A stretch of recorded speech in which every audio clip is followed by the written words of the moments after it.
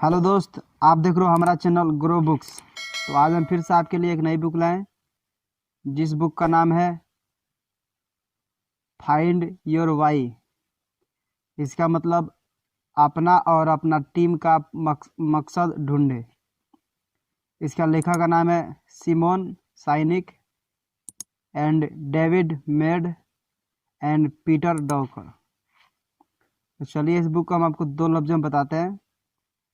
Find your Y 2017 हर इंसान और business के बड़े सवाल का जवाब है कि हमारे ज़िंदगी का उद्देश्य क्या है। इस किताब में वो स्ट्रेटेजी है और एक्सरसाइज है जो एक व्यक्ति और एक टीम दोनों को उनके सबसे ताकतवर प्रेरणा ढूंढने में बहुत मदद कर सकती है। अगर आप सही जॉब या सही कर्मचारियों की तलाश में हैं, या आप खुद को या अपने साथ काम करने वाले लोगों को बेहतर समझना चाहते हैं, तो ये किताब आपकी काफ़ी मदद कर सकती है। ये बुक किसके लिए है? उनके लिए जो अपने उद्देश्य की तलाश में है, उनके लिए जो अपने बिजनेस की शुरुआती समय में है, उन टीम लीडर्स के लिए जो महत्वाकांक्षी गोल्स सेट करना चाहते हैं। तो चलिए अध्याय नंबर 1 को शुरू करते हैं। ये सबक आपको क्यों पढ़नी चाहिए? क्या आपको उस वजह का पता है जिसके लिए आप सुबह उठते हैं, काम करते हैं और खाना खाते हैं और सोते हैं और फिर से सब दोहराते हैं? दूसरे शब्द में, क्या आपकी निजी और प्रोफेशनल ज़िंदगी में एक उद्देश्य और दिशा है?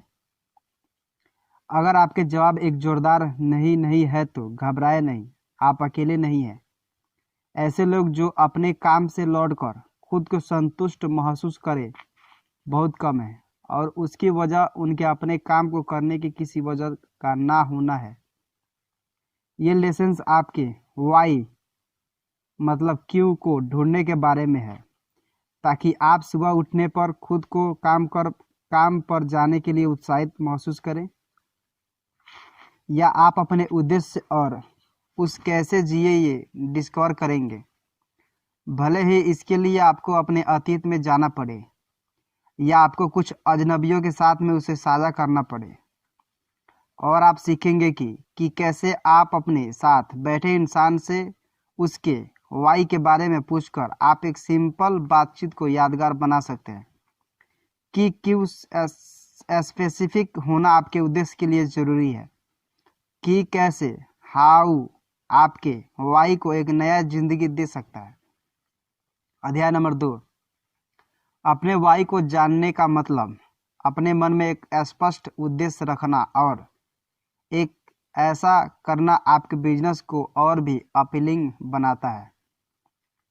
अगर आपके कभी अपनी ज़िंदगी में खुद को खोया हुआ या असंतुष्ट महसूस किया है, तो शायद उसकी वजह आपके पास एक उद्देश्य का ना होना है, या जैसे साइमन कहते हैं कि अपने वाई को न जानना हो सकता है। अपना वाई ढूंढना एक चैलेंज हो सकता है, पर एक बार आप उसे ढूंढ सके तो फिर आपकी ज़िंदगी में हमेशा एक उद्देश्य और दिशा रहेगी। सिनेक ने अपना वाई अपने काम में अपना सारा पैशन खो देने के बाद पाया था। उस वक्त वो अपने को बहुत निराश पा रहे थे, और कई तरह की सलाह पाने के बावजूद वो भी कुछ भी सही से नहीं सोच पा रहे थे। काफ़ी आत्म मंथन के बाद उन्होंने ये एहसास किया कि उनका वाई दूसरों को इंस्पायर करनी है, और ये समझने पर उन्हें अपने अंदर एक नई ऊर्जा का एहसास हुआ था। अपने वाई को जानकर सिनेक ने अपनी ज़िंदगी की दिशा खोज ली थी, और इससे आया उनका कॉन्फिडेंस लोगों को भी काफ़ी प्रभावित करने लगा था। ये सिर्फ लोग पर ही नहीं बल्कि कंपनियां पर भी लागू होता है। इसका उदाहरण है एप्पल, जिसके कंपटीशन में कई कंपनियां हैं जिनके प्रोडक्ट्स कहीं ज़्यादा सस्ते हैं, पर एप्पल के ग्राहक उनके थिंक डिफरेंट मोटो के कारण उनसे हमेशा जुड़े रहते हैं। ये मोटी ही एप्पल का वाई है। ग्राहक एक ऐसी कंपनी पर ज़्यादा पैसा खर्चना पसंद करेंगे जिसका एक प्रगतिशील नज़रिया हो। मार्केट में एक ताकतवर वजह कितनी असरदार हो सकता है, ये देखने के लिए आइए एक पेपर कंपनी के एडवर्टाइजिंग पिच को देखते हैं। पहला पिच पेपर की बेहतर क्वालिटी और अफोर्डेबल प्राइस के बारे में है। दूसरी पिच लोगों के विचारों को दुनिया तक पहुंचाने के कंपनियों के मिशन के बारे में थी। दूसरी पिच पहली से कहीं बेहतर और आकर्षक है, और सिर्फ इसलिए क्योंकि इसमें कंपनी का वाई मौजूद है। कभी कभी हमें खुद को भी एडवर्टाइज करना पड़ता है, खासकर तब जब हम एक जॉब इंटरव्यू में हो। जब हमारे लेखों में से एक के एमिली नाम की एक क्लाइंट एक इंटरव्यू के लिए शॉर्ट लिस्ट हुई थी, तो उनसे ये सवाल पूछा गया था कि उनमें खास क्या है। ये एमिली के लिए अपने वाई को दिखाने का एक अच्छा मौका था, इसलिए उन्होंने खुलकर अपने लोगों की मदद करने की इच्छा और दूसरों के साथ काम करने के बारे में बताया। उन्होंने अपने क्यों के बारे में स्पष्ट रूप से पता था, इसलिए उनका उस जॉब के लिए चुन लिया जाना कोई हैरानी की बात नहीं थी। अध्याय नंबर 3, अपने क्यों की तलाश अपने अतीत में करें। अगर आपको अपने काम पर जाने के नाम से ही थकान होने लगता है तो वो काम आपके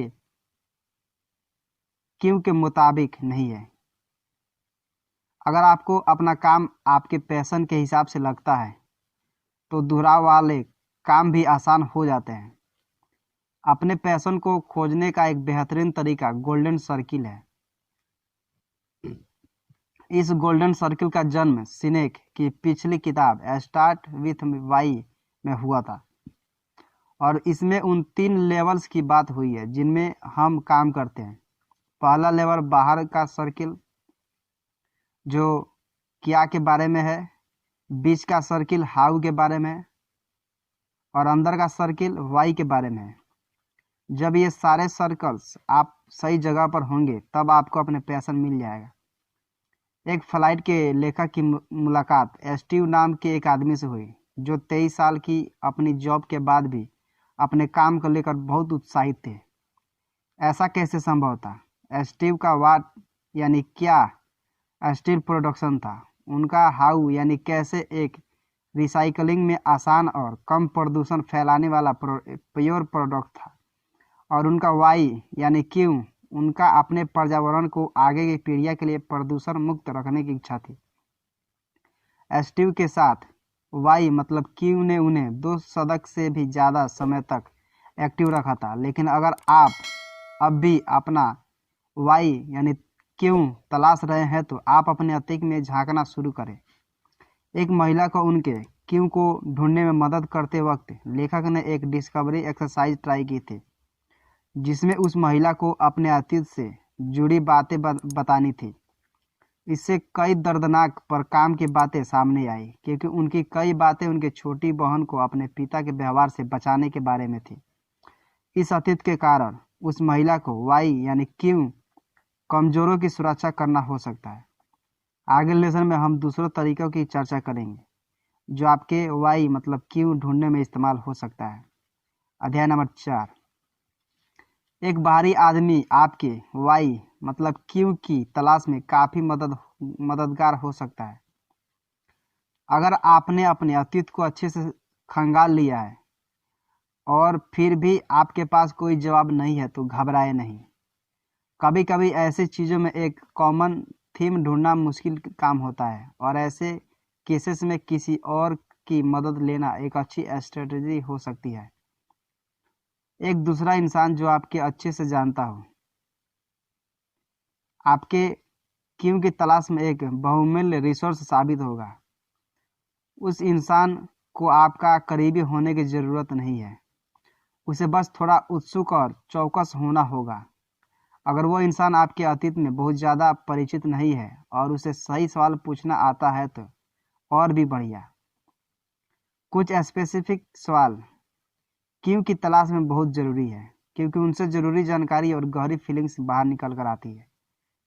सही सवालों के साथ जवाब जैसे मैं बचपन में अपने कर्जन के यहाँ अपनी गर्मियों की छुट्टियाँ बिताता था, ऐसी चीज़ों में बदल सकते हैं। मैं अपनी गर्मियों की छुट्टियाँ अपने कर्जन के यहाँ बिताता था क्योंकि हम जंगलों में घूमते थे और खूबसूरत प्राकृतिक चीज़ें देखा करते थे।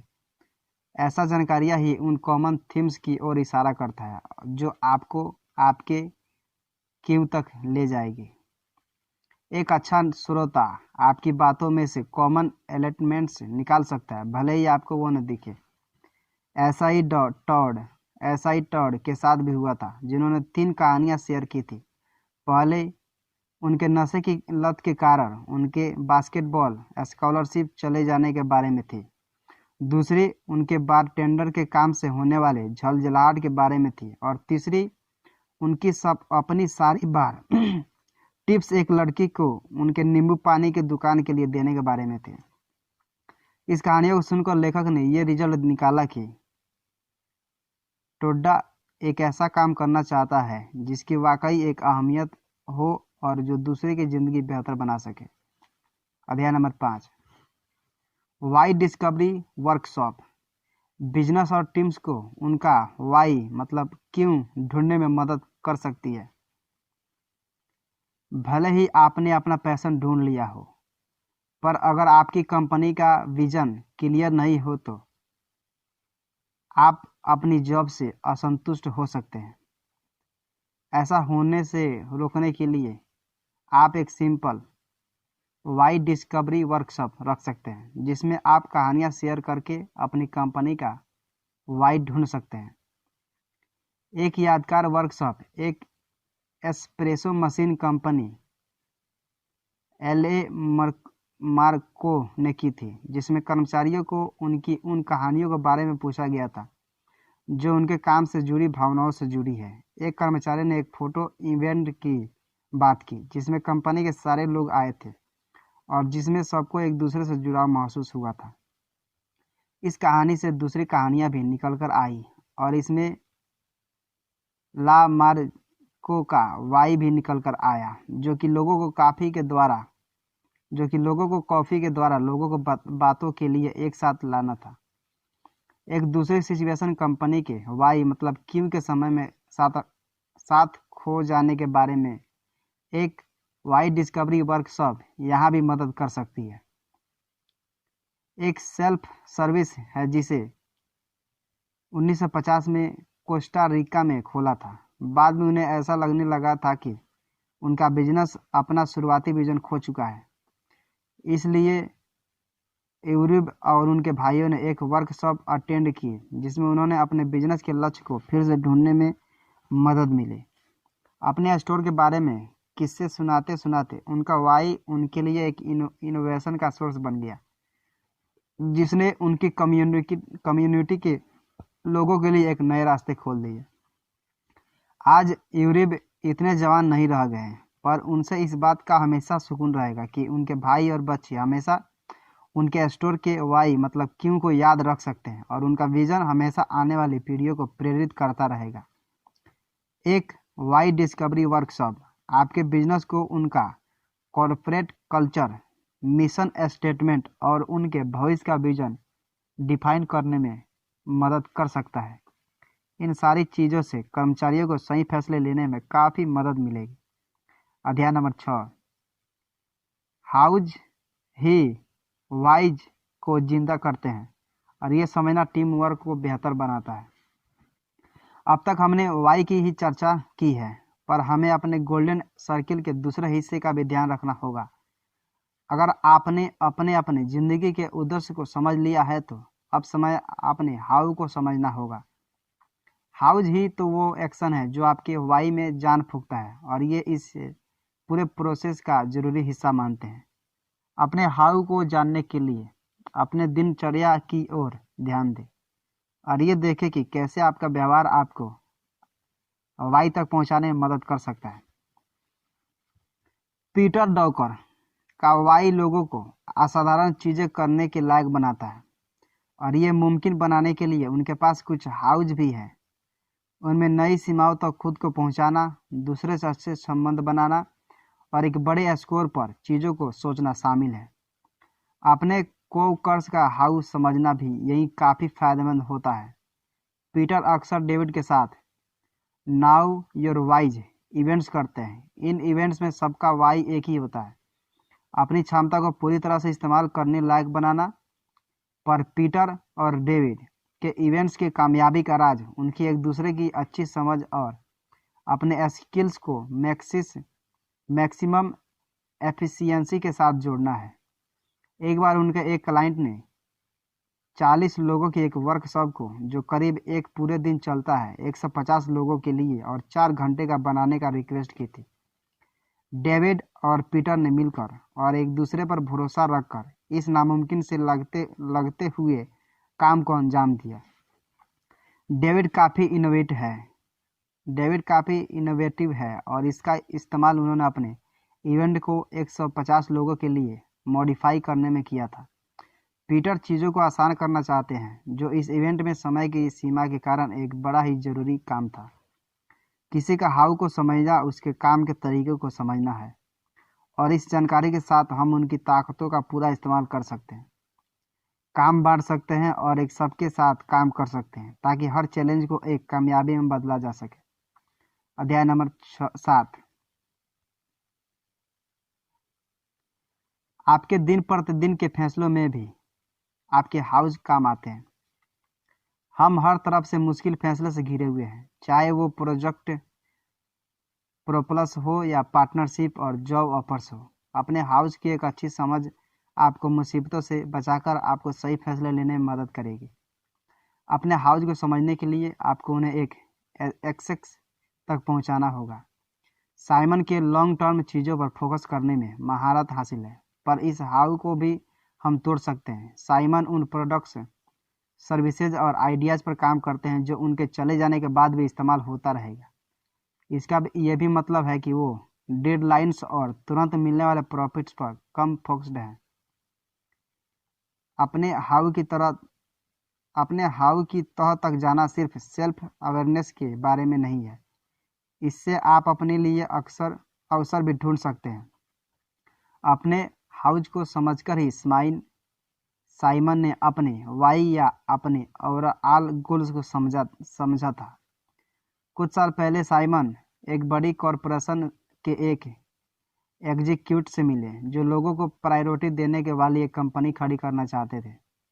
उनका वाई दूसरों के सपनों के बारे में था, जिसकी वजह से ये एक इंटरेस्टिंग ऑफर था। पर जैसे जैसे साइमन अपने होने वाले पार्टनर के उद्देश्य समझते गए, वैसे वैसे उन्हें यह पता चलता गया कि वो इंसान सिर्फ मुनाफे के लिए ही काम कर रहा है, जो साइमन के काम करने का तरीका नहीं था। साइमन के हाउ में चीज़ों को एक अलग नज़रिया से देखना भी था, जो कि ये एक और चीज़ थी जिसमें उनका पार्टनर इंटरेस्टेड नहीं था। ये उन्हें साफ दिख रहा था कि उनका और उनका पार्टनर का हाउ और वाई कहीं भी मेल नहीं खा रहा था। इसलिए प्रोजेक्ट उनके लिए बिल्कुल ठीक नहीं था, इसलिए उन्होंने इस प्रोजेक्ट के लिए मना कर दिया। हाँ, इस प्रोजेक्ट पर काम करने से उन्हें अपने रिज्यूमे के लिए फ़ायदा होता और उन्हें क्लाइंट्स भी शायद बढ़ जाते, पर यह एक्सपीरियंस उनके लिए बुरा होता, इससे कोई शक नहीं है। अगर आप भी कभी खुद को इस तरह सिचुएशन में पाए, तो आप अपनी हाउ की मदद से चीज़ों को एनालाइज कर सकते हैं, जिससे आप सही फैसले ले सकते हैं। अध्याय नंबर 8। अपने वाई को डिस्कवर करने के बाद उसे शेयर करना भी ज़रूरी है। एक अच्छी ज़िंदगी के सफ़र में अपने हाउ और वाई को पहचानना एक अहम कदम है, पर इसके साथ आपके मुश्किल काम यहीं पर ख़त्म नहीं हो जाते। आपको अपने वाई को दुनिया के साथ शेयर भी करना होगा, और इसकी शुरुआत आप उनसे करें जो आपके ये पूछे कि आप क्या करते हैं, क्या है।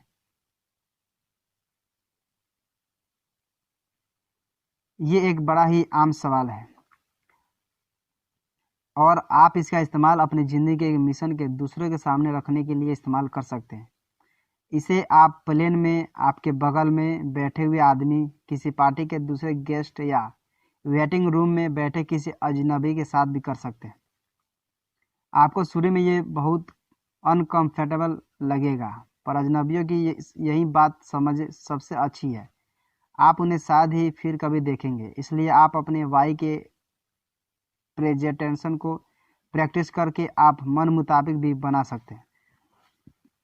सबसे बड़ी बात, अपने वाई को दुनिया के साथ शेयर करने शेयर करने पर, आप अपने शब्दों को असलियत में बदलने की कोशिश करने पर मजबूर हो जाएंगे। जितना आप अपने इरादों को आवाज़ देंगे, उतना ही आप उन इरादों को पूरी करने की कोशिश करेंगे। अगर आपका वाई लोगों को बेहतर बनाने जैसे चीज़ों के बारे में है, तो कुछ लोगों का इस पर आंखें मटकाना स्वाभाविक है। इसलिए आपको अपने शब्दों को अपने एक्शन का सहारा देना ही होगा और अपने बिजनेस के मिशन के बारे में बात करते रहने के भी अपने फ़ायदे हैं। आप ये आसानी से जान सकते हैं कि आपका प्रोडक्ट कब आउटडेटेड हो गया है।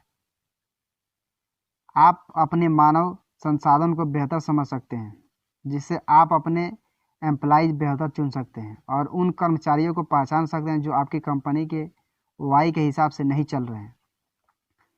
अगर आप और आपके एम्प्लॉइज दोनों का वाई एक ही होगा तो आपकी कंपनी की प्रोडक्टिविटी कहीं ज़्यादा होगी। इसलिए जितना आप और दूसरे लोग के आपके वाई के से परिचित होंगे, उतना ही आप सब पर्सनली और प्रोफेशनली बेहतर होंगे।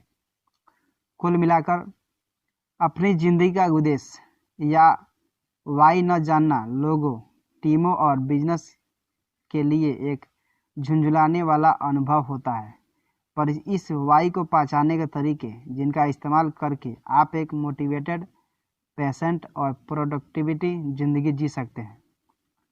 क्या करें? अपने वाई को पहचानने के लिए अपनी फॉर्मेटिव कहानियों की ओर देखें। हमारी कहानियाँ हमारे वाई की खोज का एक बड़ा हिस्सा है।